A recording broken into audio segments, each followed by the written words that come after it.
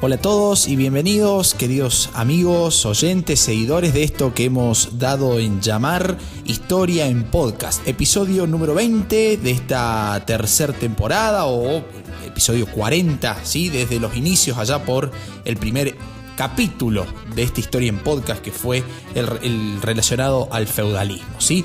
Episodio número 20 que continuamos con la línea abierta en el episodio anterior referido a la década infame. Por lo tanto, este episodio se titula La década infame parte 2, en donde analizaremos con un poquito más de profundidad la cuestión política y la cuestión cultural de ese periodo de tiempo de nuestra historia argentina que estuvo circunscripto a toda la década del 30 y los primeros años de la década del 40, ¿sí? Entre 1930 y 1943. Algo que quedó en el tintero del episodio anterior es hacer una breve cronología de las presidencias, de los presidentes del periodo 1930-1943. Ya hemos hablado de la dictadura de José Félix Uriburu, ¿sí? Que tuvo una extensión de tiempo de 2 años, desde septiembre del 30 hasta el año 32. En el 31 se celebraron elecciones, que ya vamos a ver que el cambio de mando recién se va a hacer en el año 1932.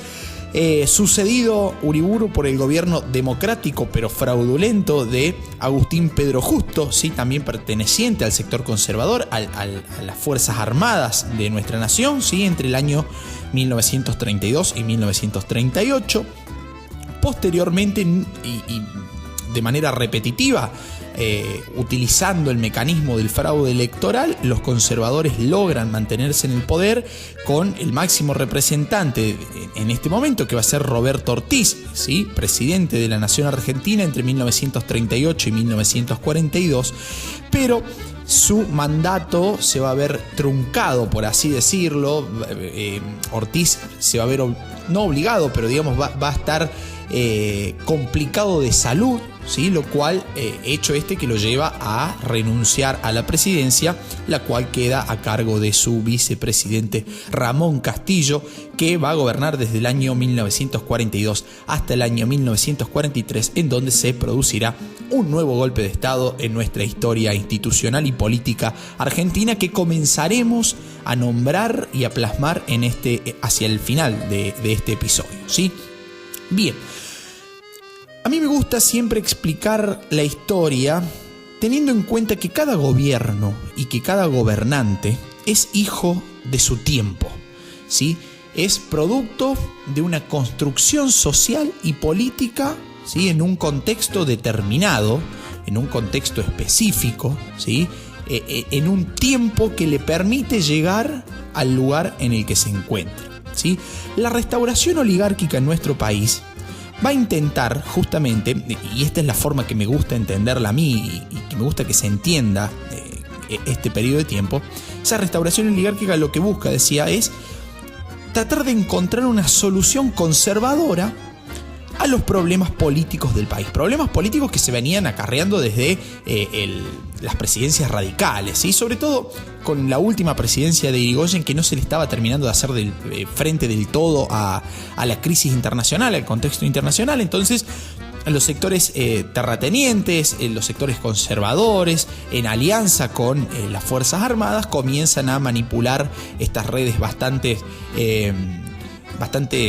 turbias, por así decirlo, de la política nacional, y llevan a cabo un golpe de Estado tratando de encontrar, repito, una solución conservadora a los problemas políticos del país. Y cada vez que hay una restauración conservadora, ¿sí? Cada vez que la oligarquía llega al poder, ¿sí? A lo largo de toda nuestra historia, es porque se está buscando salir, ¿sí? O darle una solución conservadora a una circunstancia política que para determinados sectores es adversa. ¿Sí? Es una lógica cíclica en la historia argentina, y la podemos traer incluso hasta el siglo XXI, hasta finales del siglo XX, incluso el siglo XXI, digamos, ¿sí? Bien, Uriburu, ya siendo gobernante de facto, va a aplicar la denominada ley marcial para tratar de reprimir a los opositores que estaban en contra, sobre todo sectores medios y populares, defensores del gobierno de Irigoyen, que había sido derrocado, ¿sí? Va a ser este mismo Uriburu que lleva a cabo la implementación de un gobierno dictatorial, ¿sí? Con un proyecto sumamente autoritario, sumamente corporativo, con estrecha relación con el nacionalismo, ¿sí? Con la parte más dura del nacionalismo, en donde va a ser un periodo de tiempo, esta dictadura de Uriburu, en donde se va a intensificar el accionar de los grupos nacionalistas, ese famoso nacionalismo oligárquico, ¿sí? La definición de nación partiendo desde la lógica de un solo sector social sin tener en cuenta las diversidades, ¿sí? Y las complejidades de actores que están inmersos en la realidad social de un país. Ese gobierno de Uriburu que no va a tener apoyo popular y tampoco lo va a buscar, ¿sí? No va a mirar hacia los sectores populares pidiéndole por favor que lo apoye, cosa que el último gobierno radical sí había estado buscando. Ya lo hemos visto cuando Irigoyen se lanza a la candidatura, incluso desde la división entre UCR personalista y antipersonalista, Irigoyen comienza a buscar apoyo en el sector popular para mantenerse en el poder. Bueno, este gobierno dictatorial no le interesa, no lo tiene el apoyo y tampoco le interesa tenerlo, ¿sí? Desde los sectores populares. Va a ser un grupo que va a criticar de manera muy abierta la democracia liberal y va a tomar como ejemplo a la organización social y política de la Italia fascista. Van a ser grandes admiradores, ¿sí? Del modelo político que estaba creando, construyendo y solidimentando ya en esta época Benito Mussolini en Italia, ¿sí? A tal punto que se llega a crear una organización paramilitar uniformada, ¿sí? Al estilo de las famosas camisas negras de Mussolini, que en nuestro país llevó el nombre de Legión Cívica. Fíjense el nombre, Legión Cívica, ¿sí?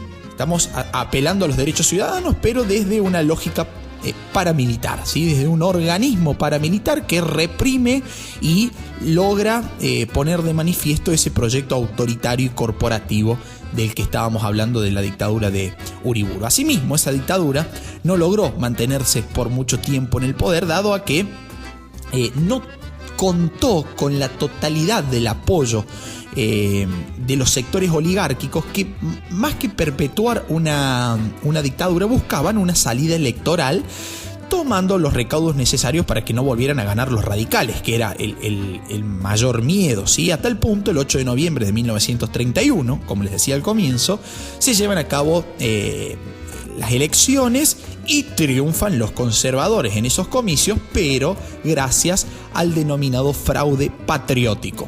¿Qué era el fraude patriótico? No era otra cosa que el fraude electoral, la utilización de aquellos recursos que ya hemos visto con la Argentina oligárquica de 1880, el secuestro de libretas, el voto ilegítimo, la expulsión de los veedores de la oposición, la intimidación, ¿sí? La patota. Por eso dije en el episodio anterior que la década infame me parece que en ciertos aspectos pinta a la Argentina actual y contemporánea de pies a cabeza, ¿sí? Ese fraude electoral, los propios conservadores, reconociéndolo, dicen: nosotros llevamos a cabo un fraude patriótico, porque gracias a este fraude vamos a salvar a la patria. Fíjense el discurso, ¿sí? Tendiente a que, obviamente, que no ganaron los radicales, ¿sí? Que no volvieran a ganar los radicales de base media y popular, digamos, ¿sí? Bien, los mayores representantes del fraude patriótico del periodo fue el gobernador bonaerense Manuel Fresco, que gobernó la provincia de Buenos Aires entre 1936 y 1940, y también el intendente de Avellaneda, Alberto Barceló. Y voy a hacer un pequeño asterisco acá, una notita al pie. No se pierdan al final del capítulo, voy a hacer una breve mención de este mismo periodo de tiempo donde estamos hablando de fraude, de proyectos autoritarios corporativistas, de proyectos políticos y sociales que están mirando a la Italia fascista, de la formación de organismos paramilitares, que parece que fueron, está pintado como una tragedia y en cierta manera lo es. Hacia el final del capítulo voy a hacer un pequeño paréntesis de la realidad de la provincia de Córdoba en esos momentos para que comparen, ¿sí? En ese mismo periodo dos modelos políticos totalmente diferentes. No se lo pierdan y aguanten hasta el final del capítulo, que hoy no va a ser tan extenso como el anterior, ¿sí? Como vamos a analizar en este episodio, vamos a hacer un poquito de foco en la cuestión política, me gustaría al menos nombrar cuáles fueron los principales partidos políticos, las principales fuerzas políticas de la época, y he hecho una tablita, he enumerado para que ustedes puedan entender cómo funcionaban las redes políticas del periodo, para entender también al mismo tiempo la complejidad que ese periodo denominado década infame acarrea, ¿sí? El primer grupo es el grupo de los conservadores. Ya hemos hablado que esta es una restauración conservadora, una restauración oligárquica, ¿sí? Y los conservadores van a crear su propio partido político en el año 1931, buscando la salida electoral esa de la dictadura de Uriburu que hablaba recién. En 1931 crean su partido político, que fue denominado la Concordancia, que no era otra cosa más que una alianza entre conservadores, entre algunos radicales antipersonalistas, ¿sí? Y algunos sectores del Partido Socialista Independiente, ¿sí? Va a ser este partido político, este grupo, ¿sí? Reunido en la Concordancia, pero con los conservadores a la cabeza, van a ser los que controlaron el poder en todo el periodo de la década infame entre 1930 y 1943, respaldados sobre todo por el ejército y por los terratenientes, como ya venimos manteniendo desde el episodio anterior. Y respecto a la Segunda Guerra Mundial, los conservadores, con su partido político denominado la Concordancia, se muestran abiertamente a favor de los aliados, sobre todo con una mirada muy, por decirlo de alguna forma, pro-británica. Sí, ya hemos hablado del negocio de las carnes y de las relaciones estrechas a nivel económico entre Gran Bretaña, ese famoso pacto Roca-Runciman, y nuestro país.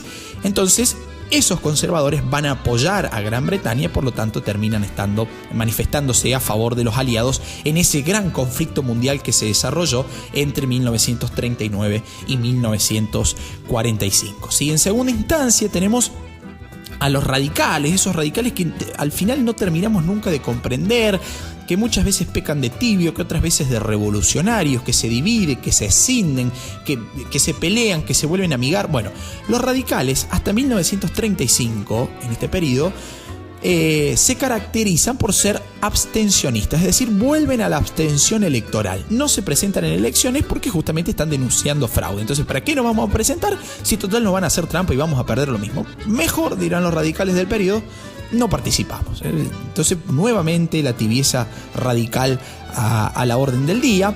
Pero después de 1935, el Partido Radical acepta participar de las elecciones. La Unión Cívica Radical había quedado a cargo de Alvear desde el año 1933, en el que fallece el expresidente Hipólito Yrigoyen, ¿sí? Y Alvear prefería acordar con los conservadores antes que enfrentarlos con la abstención electoral, ¿sí? Entonces, esa decisión de acordar con los principales enemigos del radicalismo, que eran los conservadores.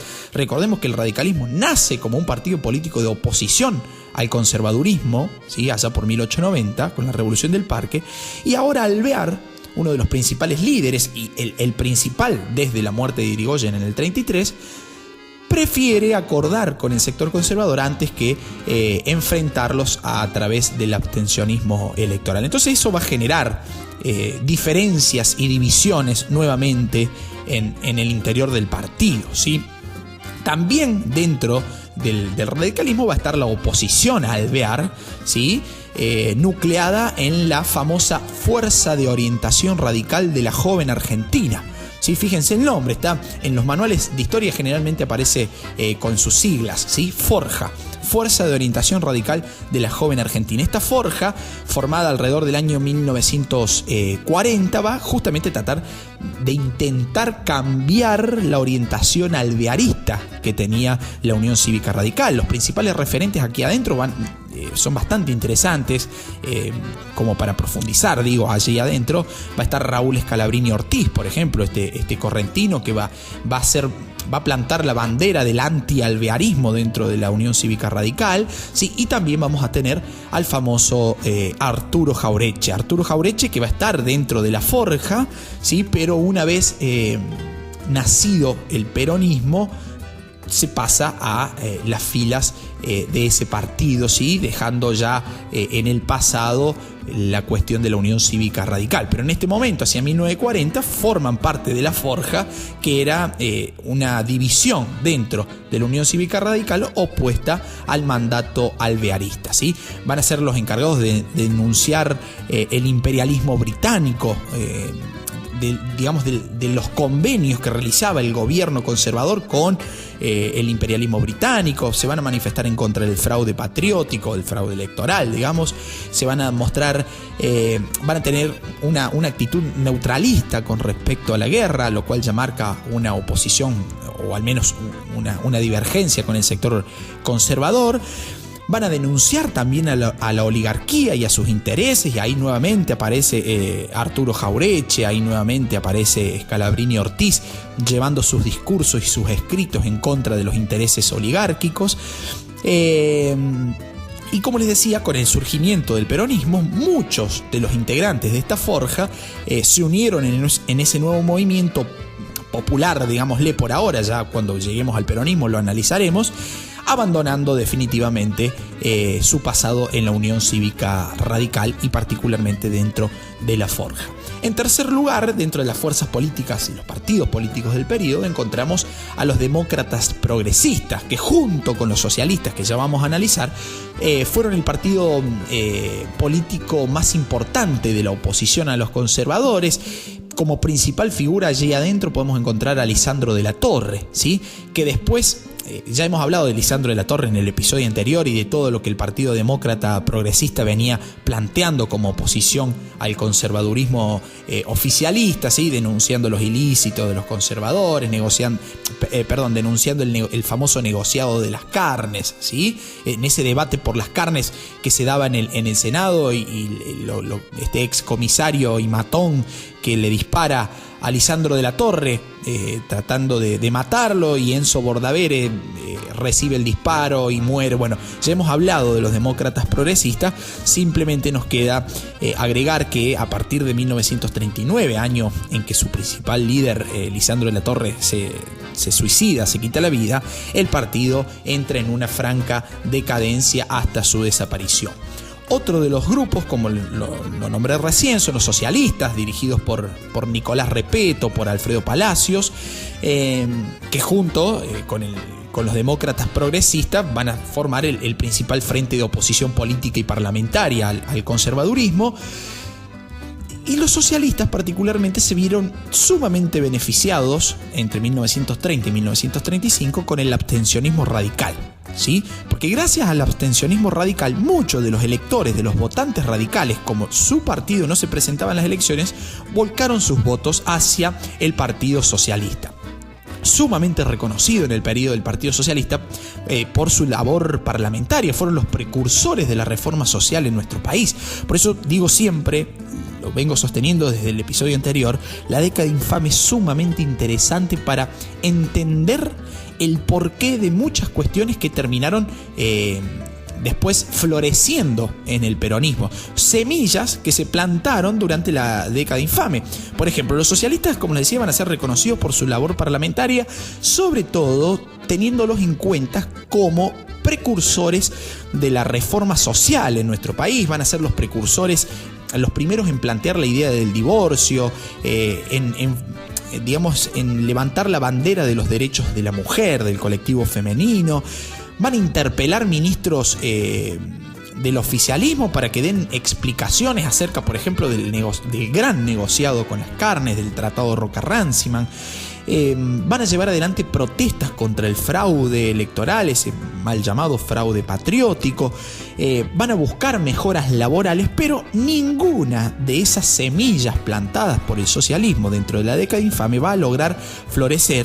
Ninguna de esas ideas va a llegar a implementarse porque en el recinto senatorial, digamos, en el Parlamento, la mayoría era conservadora. Entonces, ningún conservador iba a votar ideas que fueran en contra de sus propios intereses, por más que vinieran del sector que fuera, ¿sí? Entonces, en este caso, ideas que venían del sector socialista, no vieron la luz, digamos, proyectos totalmente encajonados, como ya lo he dicho también en el capítulo anterior, proyectos de ley encajonados y que van a terminar viendo la luz, van a ser retomados por los gobiernos peronistas desde el 46 en adelante. Pero ya llegaremos y analizaremos oportunamente cada uno de esos puntos. En quinto lugar se encuentran los comunistas, duramente perseguidos y reprimidos por el oficialismo conservador, por la oligarquía conservadora. Por lo tanto, su labor política se vio bastante dificultada en el periodo, no participó en elecciones, es más, fue declarado ilegal por los gobiernos conservadores. Recién después de 1935, los comunistas van a buscar alianzas con los demócratas progresistas, con algún sector del socialismo, con algunos radicales antipersonalistas, pero no van a prosperar sino hasta 1945, cuando se formó la Unión Democrática para hacerle frente a ese incipiente peronismo que estaba buscando candidatearse en las elecciones de ese año, ¿sí? Vale recordar que el Partido Comunista se creó en nuestro país en 1918, ¿sí?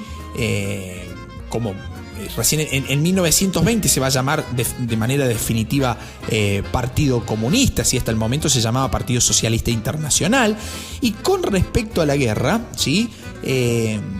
Los comunistas consideraban que era una guerra interimperialista, es decir, entre imperios y con intereses imperialistas particularmente.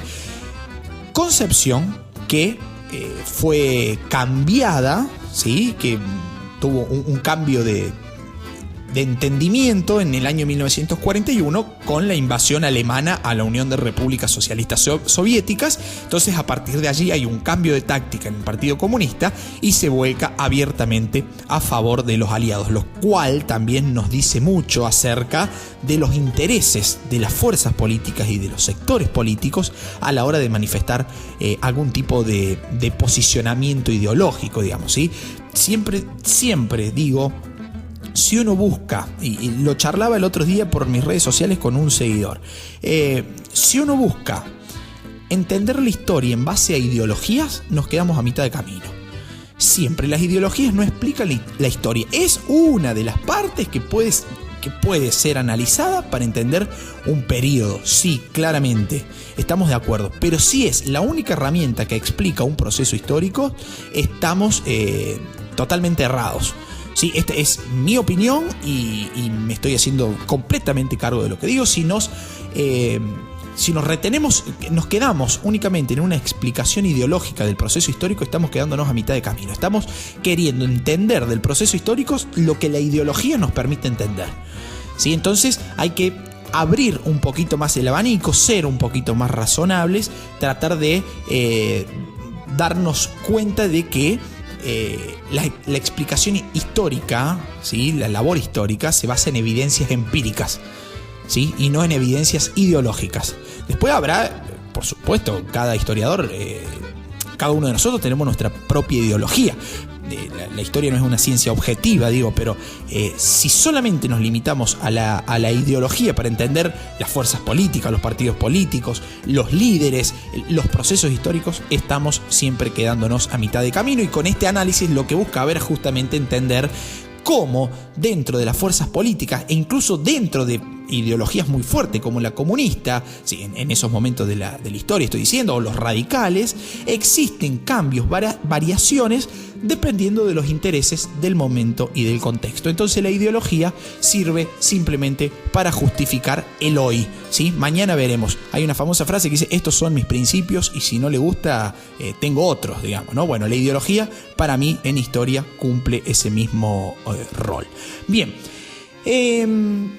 otro punto interesante para analizar dentro del periodo es el posicionamiento el posicionamiento de Argentina, frente al panorama internacional. Los dos principales problemas que existían en el mundo en este momento, el primero de ellos es la Guerra Civil Española entre 1936 y 1939, al cual ya le dedicaremos en su debido momento un capítulo especial, y la Segunda Guerra Mundial desde 1939, ¿sí?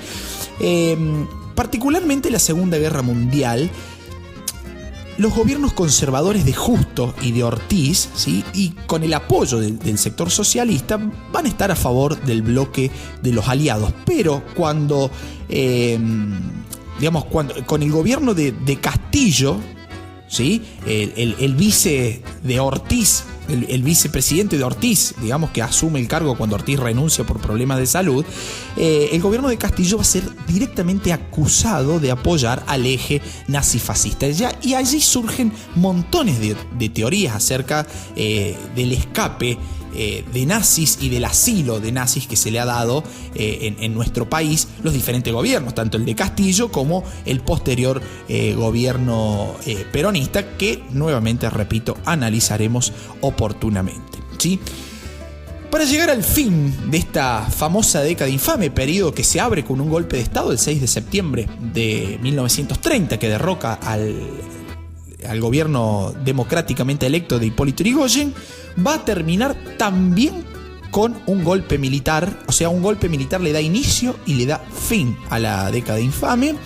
El 4 de junio de 1943, un nuevo golpe militar va a poner fin al gobierno conservador de Ramón Castillo, que, como ya dije recién, era el vicepresidente de Ortiz, que se vio obligado a renunciar por problemas de salud. Y ese golpe militar de 1943 va a reflejar las divisiones que existían dentro del ejército, ¿sí?, a tal punto que algunos meses antes del golpe de Estado se formó el famoso Grupo de Oficiales Unidos, el GOU.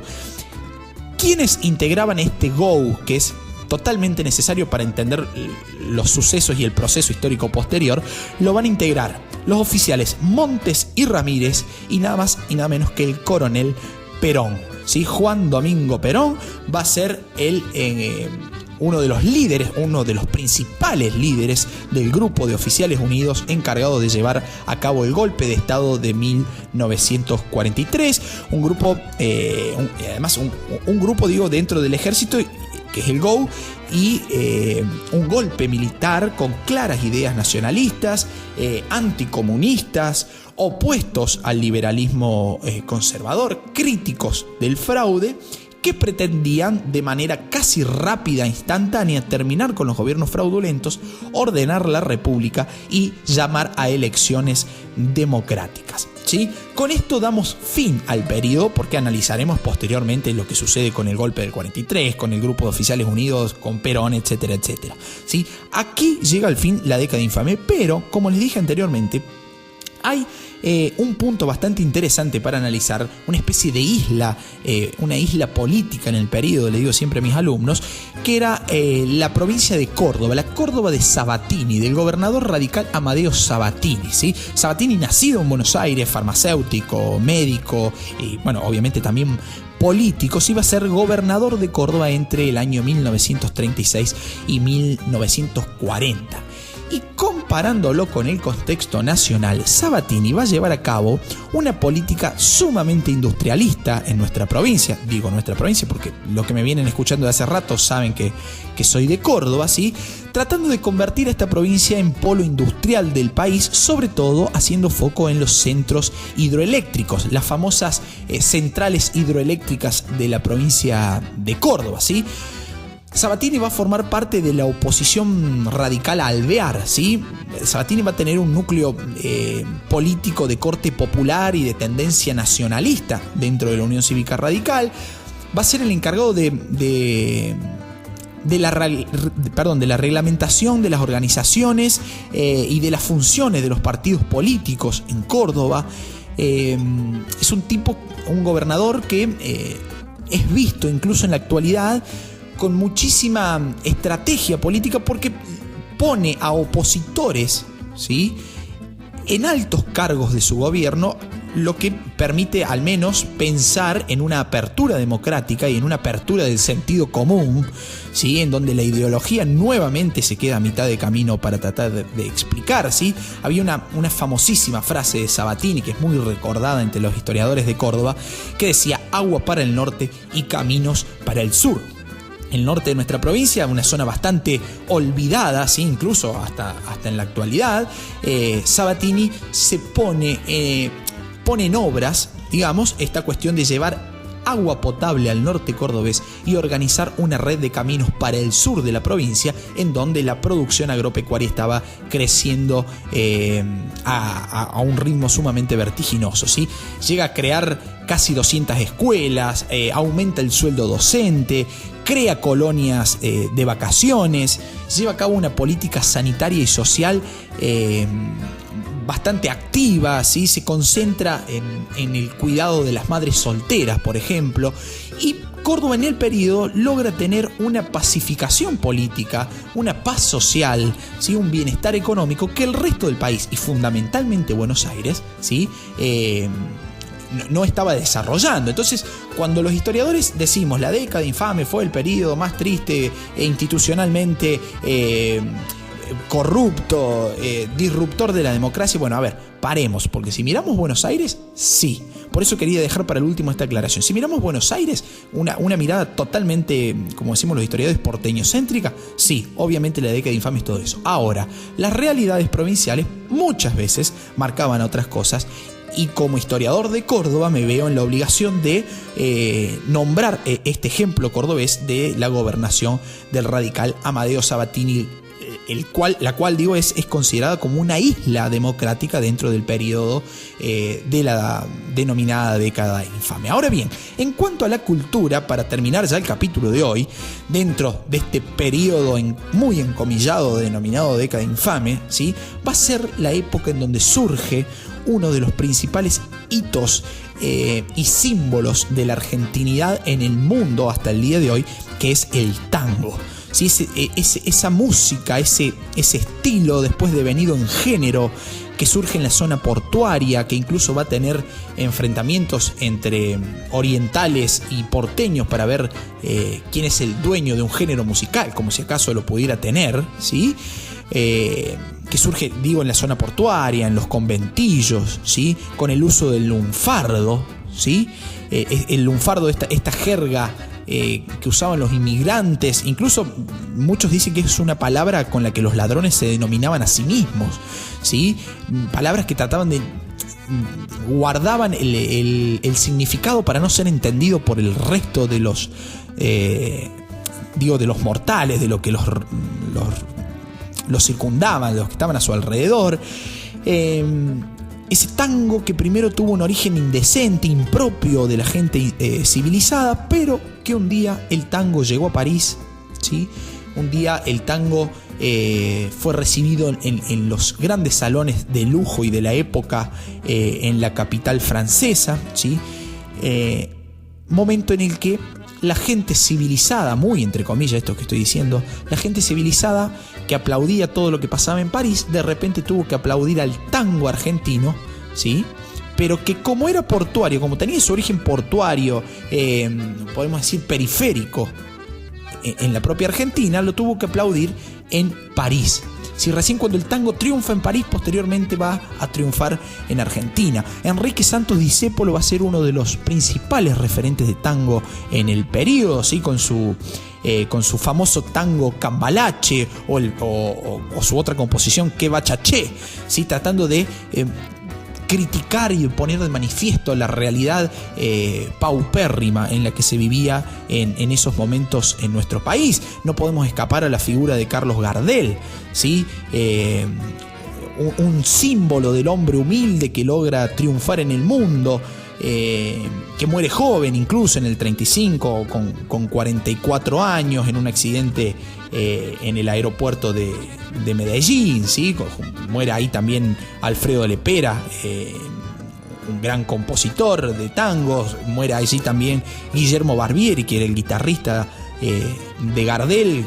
De hecho, Guillermo Barbieri es el abuelo de la capo cómica, definirán algunos, Carmen Barbieri, ¿sí? Este Gardel que va a ser referente del tango canción, va a ser referente, el símbolo en esos momentos, el símbolo del hombre argentino estaba personificado en Gardel, que además de cantante de tangos, tuvo su vasta carrera en el cine, digamos, ¿sí? Entonces, ese tango que en esta época logra triunfar en París, va a triunfar después de ese reconocimiento extranjero, va a triunfar también en su propia cuna de nacimientos, que era la tan ilustre y civilizada Buenos Aires, que tuvo que esperar que aplaudieran de pie en los teatros franceses al tango que había surgido a 3 cuadras de Recoleta, ¿sí?, para que recién se empezara a escuchar en los grandes salones KT de la ciudad de Buenos Aires, ¿sí? Córdoba no va a ser ajena al proceso. Córdoba va a tener el origen de un fenómeno musical sumamente popular, que es el cuarteto. De hecho, se celebra el Día del Cuarteto en Córdoba el 4 de junio, ¿sí? Porque se dice que el 4 de junio de 1943, el mismo día del golpe de estado del GO, ¿sí?, se presentaba en la radio LB2 el famoso cuarteto característico Leo, ¿sí? No existen evidencias, pero ya sabemos, las tradiciones muchas veces pueden más que los datos empíricos, y sobre todo si son manipuladas por sectores políticos a los cuales le conviene reconocer algunas cuestiones que, si fuéramos un poquito más serios, tendríamos que hacer foco en otros aspectos, ¿no? Bien, tanto el tango a nivel nacional, sobre todo centrado en Buenos Aires, como el cuarteto en Córdoba van a tener un gran ímpetu, una gran difusión, gracias también al avance de la radio que se estaba dando en esos periodos. Bien, amigos, hasta acá hemos llegado con el análisis histórico de la década infame. Espero haber sido claro, espero haber sido ameno, y como les decía, he recibido mensajes que hemos estado allí intercambiando ideas por mis redes sociales. Me pueden encontrar en Instagram, en Facebook, en Twitter como Luquitas Bota. Me escriben y entramos en debate. Ningún problema, al contrario, me siento sumamente satisfecho de poder intercambiar opiniones con cualquiera de ustedes. Y les dejo también la recomendación de pueden comprar el libro de la primera temporada de Historia en Podcast. Está disponible en formato digital y también en formato papel. Lo encuentran en Mercado Libre buscándolo como Historia al alcance de todos. Si no, también les dejo en la descripción de este episodio el link para acceder directamente a la compra de cualquiera de los dos formatos. Bien, amigos, hasta un próximo episodio. Chao, muchas gracias.